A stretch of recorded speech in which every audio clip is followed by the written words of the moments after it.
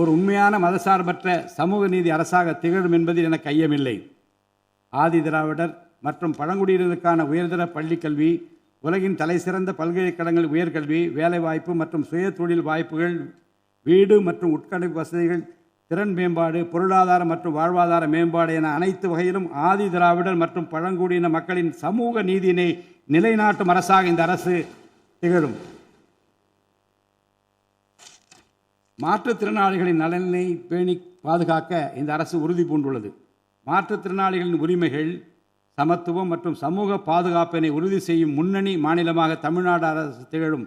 Digital மற்றும் உட்கட்டமைப்பில் மாற்றுத்திறனாளிகளுக்கு சமமான அணுகல் வசதி ஏற்படுத்தி கொடுப்பது மட்டுமல்லாமல் சமூகத்தில் அவர்களின் முன்னேற்றத்திற்கு சிறப்பு கவனம் அளிக்கப்படும்.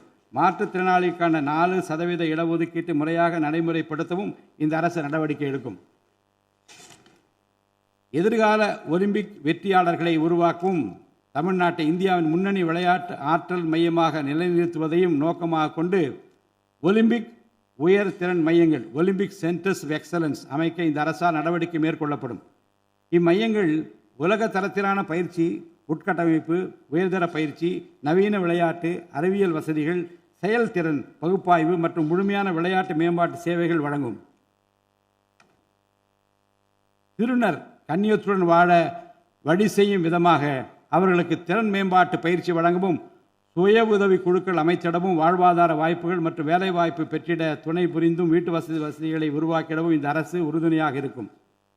நமது வரலாற்று சிறப்புமிக்க ஆன்மீக கோயில்களின் நிர்வாகத்தை மேம்படுத்தும் வகையில் இந்து சமய அறநிலையத்துறையில் கட்டமைப்பு சீர்திருத்தங்களை இந்த அரசு மேற்கொள்ளும். கோயில் சொத்துக்கள், நிலங்கள் மற்றும் அறக்கட்டளை வருவாய்கள் அனைத்தையும் முழுமையாக தணிக்கை ஆடிட் செய்வதற்கும் கணக்குகளை வெளிப்படையாகவும் கணினிமயமாகவும் கொண்டு வருவதற்கும் நடவடிக்கை எடுக்கப்படும். முந்தைய காலங்களில் நிலவி வந்த நிர்வாக முறைகேடுகள் முற்றிலும் களையப்பட்டு கோயில்களில் அசையும் மற்றும் அசையா சொத்துக்கள் அனைத்தும் அதன் புனிதமான நோக்கங்களுக்காக மட்டுமே பயன்படுத்தப்படும் இந்த அரசால் உறுதி செய்யப்படும். அரசின் நலத்திட்டங்களை மக்களிடம் எடுத்துச் செல்வதில் முக்கிய பங்கு வகிப்பவர்கள் அரசு ஊழியர்கள். இளைய சமுதாயத்தை நல்வழிப்படுத்துவதில் முக்கிய பங்கு வகிப்பவர்கள் ஆசிரியர்கள்.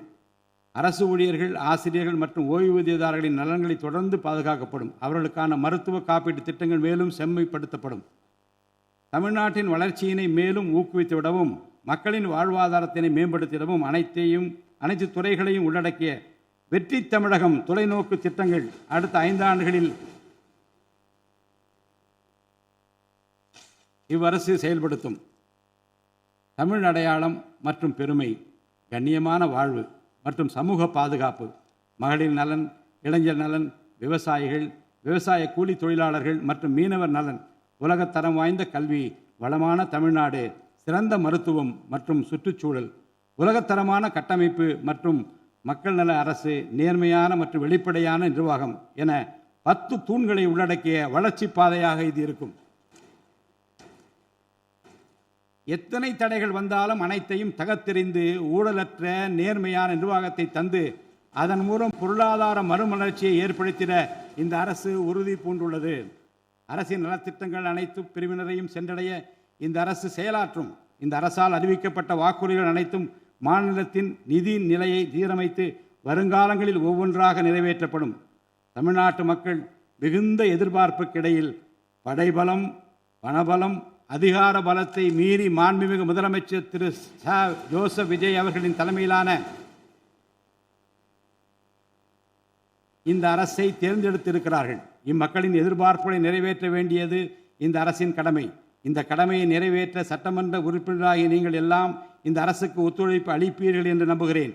இந்த மாமன்றத்தில் நடைபெறும் விவாதங்களில் கலந்து கொண்டு அரசுக்கு ஆக்கப்பூர்வமான ஆலோசனைகளை வழங்குவீர்கள் என்பது எனக்கு ஐயமில்லை. பிறப்புக்கும் எல்லா உயிர்க்கும் என்ற வள்ளுவரின் வாக்கிற்கு ஏற்றார் போல அனைவருக்குமான அரசாக, மக்களுக்கான அரசாக, வெறுப்பு வெறுப்பின்றி நேர்மையாக, வெளிப்படையாக, ஒளிவு மறைவின்றி இந்த அரசு செயல்படும். தமிழ்நாட்டை இந்தியாவிலேயே தலைசிறந்த மாநிலமாக உருவாக்கி காட்டுவோம். மற்ற மாநிலங்களுக்கு முன்மாதிரியாக தமிழ்நாடு விளங்க பாடுபடுவோம். அரசின் இந்த முயற்சிக்கு சட்டமன்ற உறுப்பினர்கள் அனைவரும் முழு ஒத்துழைப்பு நல்க வேண்டும் என்று கேட்டு எனது உரையை நிறைவு செய்கிறேன். நன்றி, வணக்கம். பிளே ஸ்டோர் மற்றும் ஆப் ஸ்டோரில் இருந்து பாலிமர் செயலியை QR கோடு மூலம் பதிவிறக்கம் செய்யுங்கள். செய்திகளை உடனுக்குடன் பெறுங்கள்.